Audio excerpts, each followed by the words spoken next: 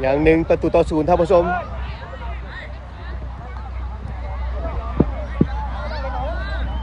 มือกองไล่สดอาจารย์บุญมีอินลีเนาะประธานบริษัทบุญมีอินลีจำกัดผู้เดียวมือกองไล่สดข้าพเจ้าบรรยายท่านบุญมีอินลีไล่สดมือกองหน้าตาดีของมาสด้าจีบี1ประตูต่อ0ท่านผู้ชมกดไลค์กดแชร์กดติดตามท่านผู้ชมเปิดมาอุ้ยผ่านไปเบิดทุกคนเลยออกข้างประตูออกข้างสนามไปเนาะขับมาเบิ่งขับมาชมเนาะพี่น้องทางประเทศไทยแล้วกับพี่น้องทางสปป.ลาวขับมาเบิ่งขับมาชมแฟนคลับ FC เข้ามาแล้วอย่าลืมกดไลค์กดแชร์1 ไลค์ 1 แชร์ของทางผู้ชมคือกำลังใจให้กับนักกีฬาลูกหลานทานทางผู้ชมลักกี้ตัวสมองเข้ามาลักกี้หมายเลข5มาดามซุได้บานอยู่ดึงจังหวะนี้สวยมาดามซุแดนกลางบานเป็นของมาสด้าเอาละภูมิใช้ปัญญาจัตโคตรเจอกับทางจูเนียไหลออกทางแคมเส้นแทงทะลุแทงบานแห้งเกินไปเราจะเปลี่ยนตัวเราต้องได้เปรียบก่อนนะไหลมาก่อนมาไอ้จิ๋วแพ้ก่อนมาเร็วยังสบายน้องพวกสาวประตูอังเป่ายังโมได้เซฟลูกยากเพียงบานอยู่ที่ JR สปีดบานมา JR พยายามจะเซตบานจากแดนหลังขึ้นมาใจบานพลาดไป JR บานเป็นของมาดามซุใจเย็นอะคาเดมี่มาดามซุU12ของมาดามซุจากจังหวัดลพบุรีประเทศไทย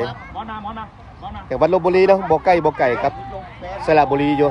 สายแดนจิ๊บจอดกันกับสระบุรีลพบุรีมาเลข11ของมาดามซุเข้ามาใหม่ก็คือกัสมาแล้วญาติบัดได้ลุยมาแล้วถึกดึงแต่ว่ากรรมการเห็นว่าได้เปรียบใหญ่เข้าซ้ายใหญ่กดอุ้ยบานออกข้างประตูไปแต่ว่ายังได้เป็นบานเตะแต่อยู่สำหรับทางมาสด้าU12ขอแจ้งทางผู้ชมเนาะ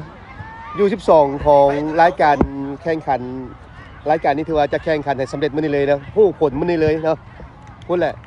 จะสำเร็จประมาณโมง21 โมงเมื่อไหร่ท่านผู้ชมรุ่นกันยาวๆเนาะรุ่นกันยาวๆท่านผู้ชมมืออื่นมาสด้า GB U11 จะลงสนามเนาะมืออื่นเนาะจะลงสนามมืออื่นเนาะตอนนี้เป็นU12ก่อนแข่งขันคือว่าแข่งขันมื้อเดียวสำเร็จเนาะสำหรับU12รุ่นกันยาวๆเนาะไปต่อกันยาวๆเลยและมื้ออื่นจะเป็นการแข่งขันในU11มีคิดว่าธุรกิจอะไรจะร่วงแซมได้บานอยู่แซมกรรมการวิไลพันธ์ดึงจังหวะหนึ่งก่อนมาแข่งขันนี่ก็เป็นวัดนิดนึงตอนนี้คือว่าเข้าสู่สภาพปกติแล้วทางกายสมบูรณ์แล้วแซมติดขอบมาสด้าแซมให้ครับน้อยพยายามจะเปิดได้เป็นบานเตะเจของมาสด้าตื่มอย่าง1ประตูต่อ0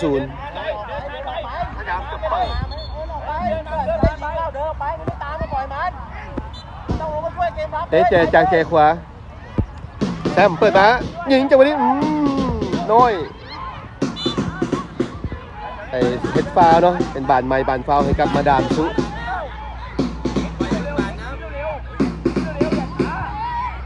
ได้บานใหม่จากแดนของตัวเองเนาะมาดามซุ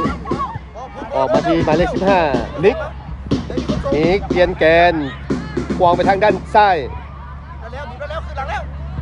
เปลี่ยนมาที่นิกอุ้ยจะเปิดบานแห้งเกินไป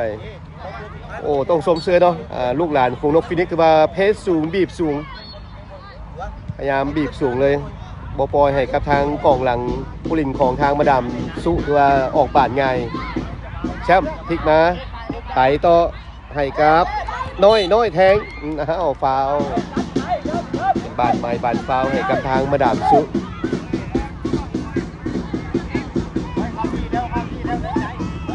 กองหลังหมายเลข19จะเป็นคนเปิดตามหลังอยู่0-1น้ำมาดามซุใหญ่บานออกมาคุ้มโซนเนาะแพ็กโซนหลังจากว่าเปิดเกมบุกมาตั้งครับเราถ่ายจะว่าสวนกับต้องเคลื่อนต้องหนิงตลอดเนาะควบเกมกีฬาเอาแล้วขึ้นบานมาจากแจ่ซ้ายทันบ่ทันลุยคอดเข้ามาโบมีไผ่มาสด้า โอ้บังทางบานดีๆโอ้โหสมเสยเลย เดินเลยมอสมา ผู้ลินของหมายเลขซาวจูเนียร์เนาะบังจังหวะนี่ได้ดี เล่นนะการเล่นนะเห็นปะเห็นปะ แต่บานอยู่มอสคือที่กัปตันกองหลัง เปิดแทงเข้ามา ใจเย็นปานกัน โอ้เป็นนุนทางด้านหลังฟาวเนาะ เล่นได้ ตั้งถึงจุดตั้งบ่ถึงจุดเล่นไว้ต้องตั้งบานถึงจุด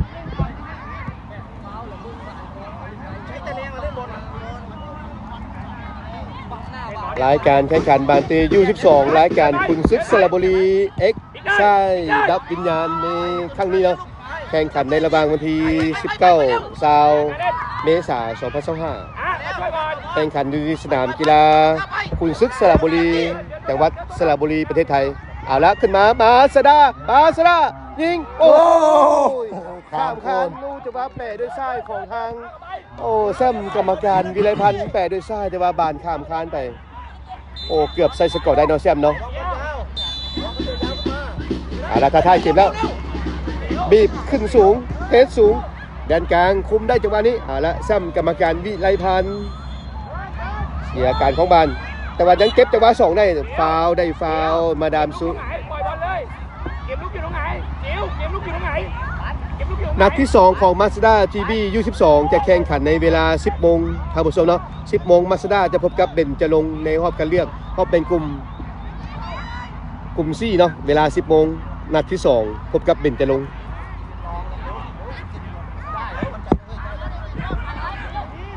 ขึ้นมาสกัดจังหวะเดียวออกหลังไปแก้ไขปลอดภัยก่อนสำหรับทางแซมกรรมการวิไลพันธ์และเปลี่ยนกัปตันมัดเข้าไปเติมไปแทนทางน้อยเทพผลิตแสงประเสริฐ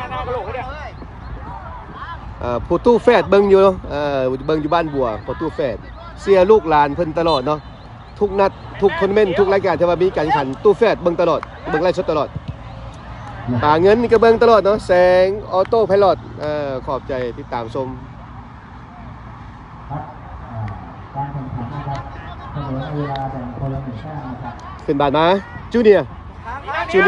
หลอก2 คนจูเนียร์แถว2ของมาดามซุเอาเสียการของบานเสียบานกลางทางแต่วันนี้สปีดขึ้นมาใหญ่ลุ้นเดียวบานใหญ่ยิงโอ้ยออกข้างประตูไปน้อยเดียวโอ้ต้องสมเสยโอ้โหกล้ากระซากลากเลยกล้าลุยกล้าแลกโอ้โหกล้าตัดสินใจโอ้ใหญ่สมเสยเนาะแต่ว่าจังหวะจบสกอร์ที่ว่ายิงออกข้างไปน้อยเดียวว่าเป็นอย่างเนาะใหญ่สิทธิราชแสงประเสริฐโอ้โชว์ผลงานโดดเด่นเนาะแฝดใหญ่แฝดน้อยแล้วก็จบครึ่งเวลาที่1เนาะ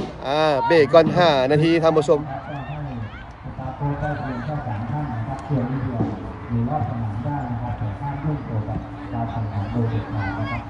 ขอบคุณทุกท่านที่ทุกทีมนะครับ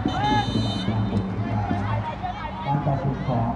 ผู้ตัดสินถือว่าเป็นที่สิ้นสุดนะครับถูกต้องหรือผิดนะครับทางผู้จัดการพิจารณาแล้วก็ปรับปรุงแก้ไขต่อไปนะครับ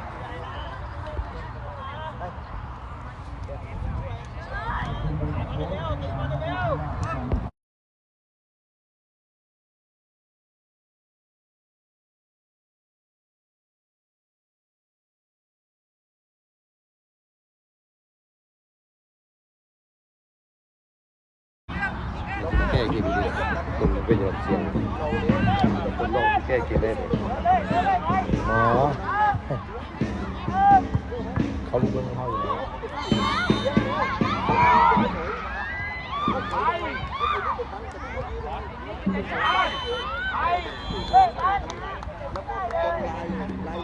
ลายตรงอ่ะมันเป็นลายตรงอยู่ไม่ได้ตรงเปลี่ยน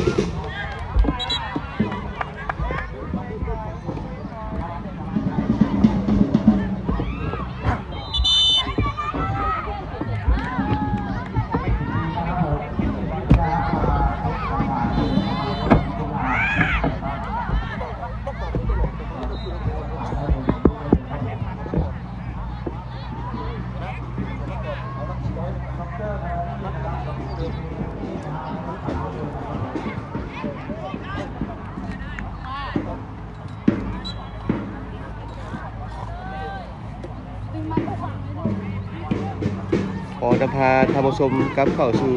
เกมการแข่งขันในครึ่งเวลาที่2เนาะจบครึ่งเวลาหนึ่งกรุงนกพินิกมาสด้าทีวีU12นำมาดามซูอยู่1-0ประธานสโมสรของมาสด้าทีวีทานทิพเนตรแก้วมณีวงศ์ป่าซิ่งอยู่ติดขอบสนามเลยขอบใจท่านผู้ชมเนาะเข้ามาเบิ่งเข้ามาชมหลายๆเข้ามาแล้วอย่าลืมกดไลค์กดแชร์กดติดตาม1 ไลค์ 1 แชร์ของท่านผู้ชมคือกำลังใจให้กับนักกีฬาลูกหลานทานเนาะท่านผู้ชมเนาะเอาละเริ่มต้นครึ่งเวลาที่2 3 คะแนนตอนนี้ถือว่าเฮาได้เปรียบอยู่เนาะมาสด้าเฮาได้เปรียบอยู่นำอยู่1-0เบิ่งว่าจะรักษาสกอร์นี่จนจบการแข่งขันได้หรือบ่เนาะหรือว่าจะบวกสกอร์เพิ่มขึ้นบานมาทั้งแก่ซ้ายบานออกมาดามซุครับเกมแก้เกมเนาะครูฝึกทั้ง2ทานเนาะครูฝึกของมาดามซุก็คือครูฝึกกอล์ฟเนาะกอล์ฟแล้วก็ครูฝึกของมาสด้าอาจารย์เบาจิยะแก้วงอกโค้ชเอเลเซนเดี๋ยวบานอยู่ลักกี้เปิดแทงขึ้นมาเลยลักกี้แดนกลางบานเป็นของกัปตันทีมหมายเลข28เอิร์ธได้บาทอยู่เอิร์ธออกไปทางแจขวาครับเข้ามาในแทงจังหวะเดียวเลยแบงแดนกลางไว้ได้ไหนจังหวะนี้พักบาทลงบุคคลอยู่เนาะนิกมันเล่นได้ไงขยับหนีมากหน่อยลักกี้พลิกมาได้บอลลักกี้พลิกมาได้สวยลักกี้ยังไปได้อยู่แต่ว่าถึงทางนะเอิร์ธได้กัปตันเอิร์ธเปิดต่อให้กับทางแจซ้ายเอาละจากวันนี้มาดามซุ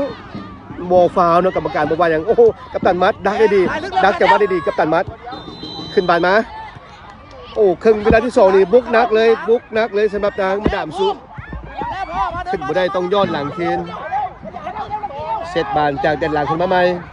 แหงเปิดตามแคปเช่นลักกี้เปิดมา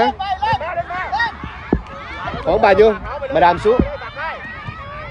ออกไปทั้งแจขวาบานออก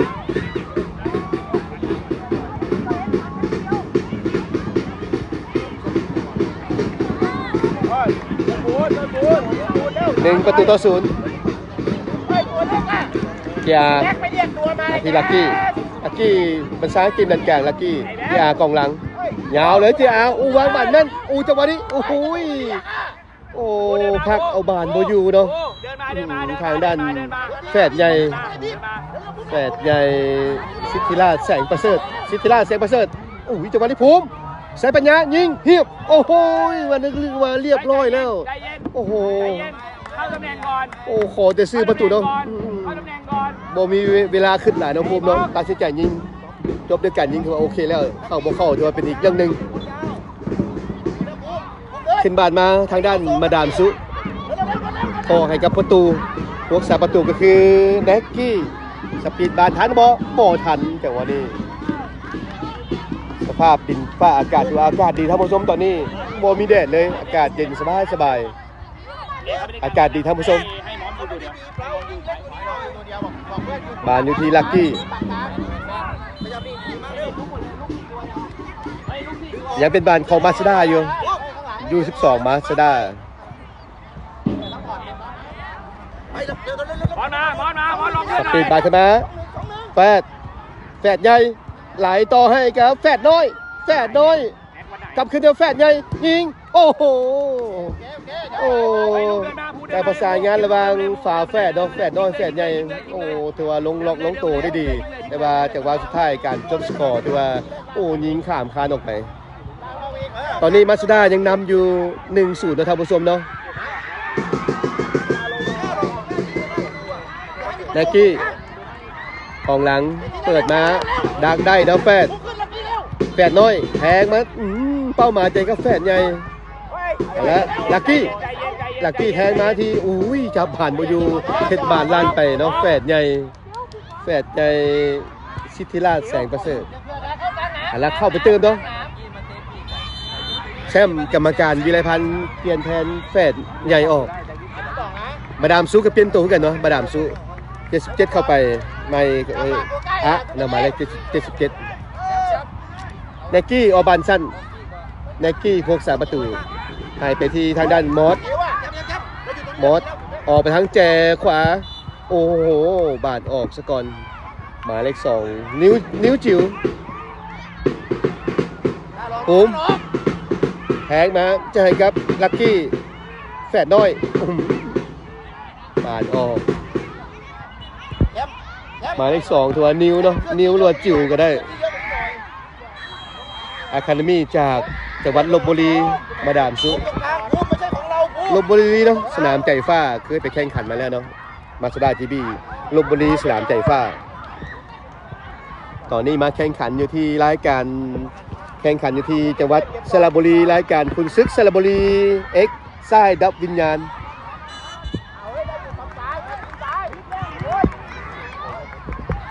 พัฒนากันไปพร้อมๆกันเนาะท่านผู้ชมเนาะพัฒนาลูกหลานทันสร้างสมประสบการณ์ให้กับเจ้าเนาะสร้างแรงบันดาลใจให้กับเจ้าเพื่อต่อยอดให้นักกีฬารุ่นเยาวชนรุ่นสุดทอดก้าวไปสู่ความฝันของเจ้าเนาะก็คือได้การได้ติดทีมชาติในอนาคตต่อไปปูทางสร้างฝันให้กับเจ้ามาเบิ่งฟรีคิกของมาดามซุอันตรายเนาะกำแพง3คนเลย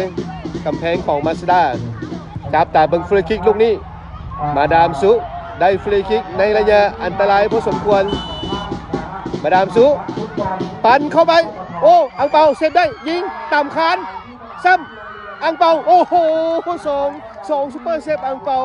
โอ้โหออกแหงเซฟเนาะโอ้คิดว่าจะสบายตอนนี้ถือว่าได้เซฟลูกยากลูกโอ้จังหวะนี้ลุยมาเอ้าโอ้โหแปะข้ามคานหมายเลข29ของมาดามซุโอ้ผ่านพ้นวิกฤตไปเนาะโอ้โหในระยะสำคัญถือว่าผ่านวิกฤตไปได้โอ้ยสมาธิต้องมีเนาะกองหลังของมาสด้าต้องไวกันซ่าต้องไวกันได้บุกหนักเลยมาดามซุครึ่งเวลาที่2เอาได้ฟาวอีกแล้วโอ้โหได้ฟรีคิกอีกแล้วมาดามซุอะคาเดมี่จากจังหวัดลพบุรีประเทศไทยหมายเลข16จะเป็นคนปั่นฟรีคิกโอ้ปั่นดีเปิดดียิงดีเนาะหมายเลข16ของมาดามซุกำแพง3คนเนาะอังเปาเธอบอกมูตั้งกำแพงให้แน่นหนาฟรีคิกลงนี้จับตาเบิ้งปั่นโอ้โหข้ามคานออกไปโมได้รุ่นเลยเนาะฟรีคิกลูกที่2โอ้ต้องทรงเซอร์นะอังเปาเนาะ2เซฟ2ซุปเปอร์เซฟช่วยให้ทีมรอดพ้นโบเสียประตูแชมป์โมมีเวลาแล้วต้องสาดยาวเนาะตัวข้าเจ้าเพชรขึ้นสูงเนาะบีบสูงเลยครึ่งเวลาที่2ทางด้านมาดามซุตามหลังอยู่0-1ตัวตั้ง2มานี่โอ๊ตสั่งบีบสูงเลยลักกี้ทันหรือบ่ทันลักกี้พาบาดยาวไปโค้ชกอล์ฟเนาะของทางมาดามซุทว่าสั่งลูกทีมบีบขึ้นสูงเลยไปบานอยู่เอาละอาเจอกับมัดดัดได้ทีอาแชมป์ออกไปที่ทีอาเปิดมาทีกลางนะมาทีลักกี้ลุยมาลักกี้ยิงเรียบซ้ำเรียบร้อยอาจารย์2-0อาจารย์เลยโอ๊ตทนลิ้นพยายามลิ้นตั้งครับสุดท้ายมาได้ประตูที่2ขึ้นนำ 2-0 เนาะโอ้จากจะว่ายิงซ้ำใกล้ๆจอโบเหลือเนาะแฝดน้อยเทพผลิตแสงประเสริฐโอ้แฝดน้อยแฝดใหญ่ยิงคนละประตูเนาะประตูที่1ได้จากแฝดใหญ่สิทธิราชแสงประเสริฐประตูที่2ได้จากเทพผลิตแสงประเสริฐแฝดน้อย2ประตูให้กับมาสด้าหนีทางด้านมาดามซูไป2-0เอาละมาดามซูยังบนรถละความพยายามยังบุกโอ้กัปตันมัดดักได้อ่านทางบ้านค่ะเนาะกัปตันมัดบอลกี้พ่อแชมป์กระชับคนนี้หน่อยมัดเจอกับเอาละได้บานกัปตันหมายเลข28เอิร์ธได้ฟาวเอิร์ธเอาละมาดามซูได้ฟรีคิกอีก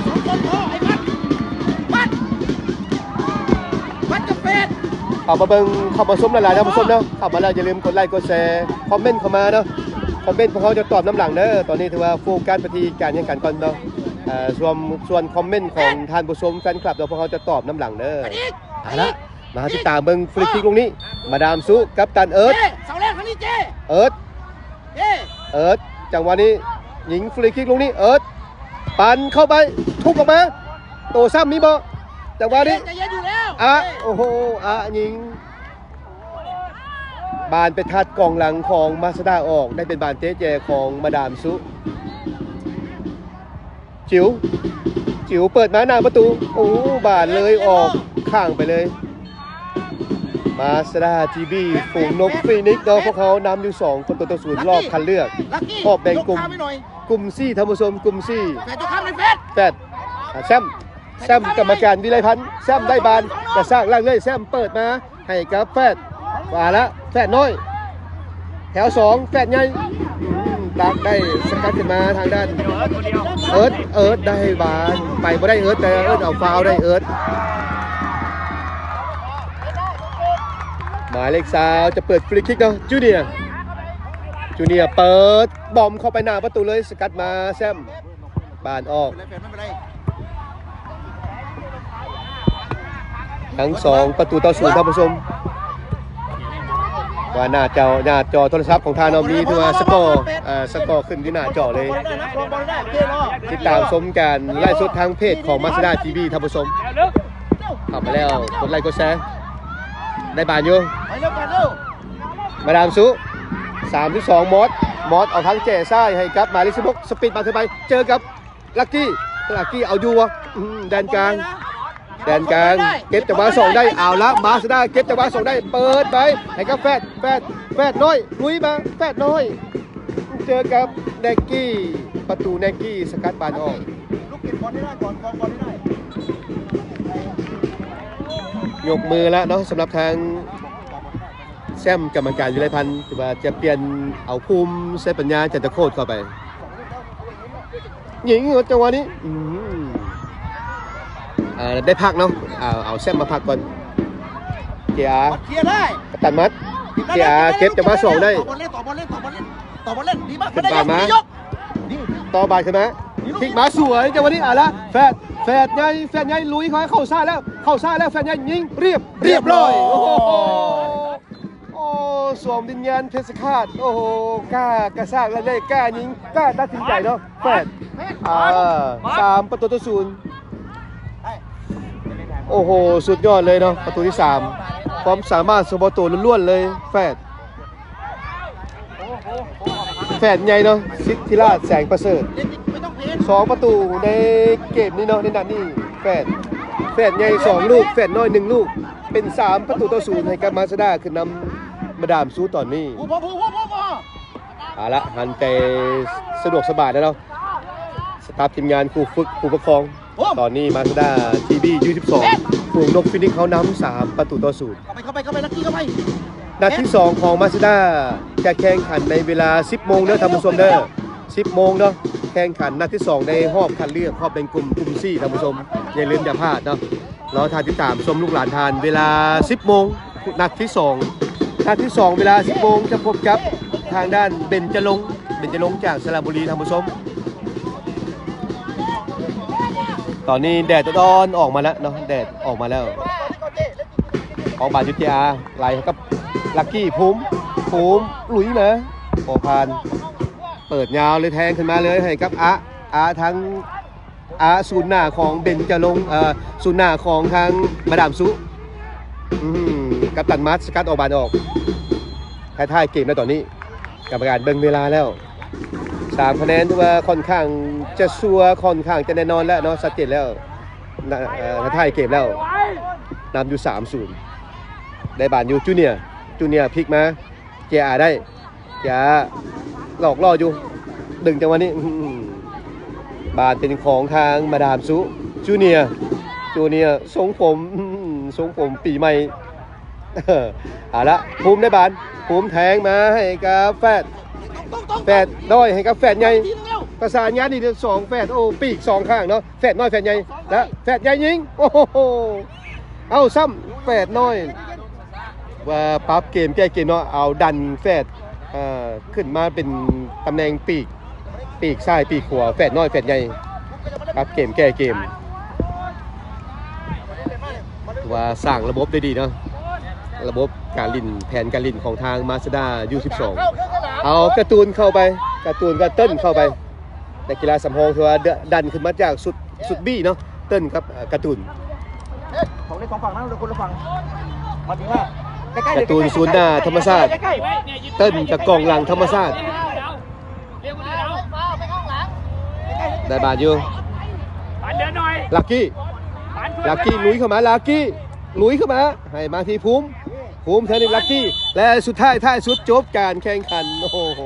3 คะแนนเป็นของมาสด้าทีบีเนาะอาจารย์บุญมีเนาะ โดย โอ้ ขอบ โห ใจอาจารย์เซเป้ เจ้ามือกล้องเทวนาตาดีโอ้โหอาจารย์บุญมี อา ดี จารย์เซเป้ เจ้า เดินทางมาไกลเนาะมื้อนี้เนาะเดินทางมา2 มื้อ 2 คืนเลย เจ้าขอบใจเธอมา แข่ง ขั ขั น น ในรายการ มามือทมิตรอย่ามานอนอยู่ขอนแก่นมือที่2เดินมาทานอนอยู่สระบุรีขอบใจท่านผู้ชมขอบใจแข่งเสียเป็นจะได้ประธาน3-0โอเคเนาะตามแผนเดี๋ยวมาพบกันใหม่ประมาณ 11 โมงท่านผู้ชมขอบใจด้วยนะ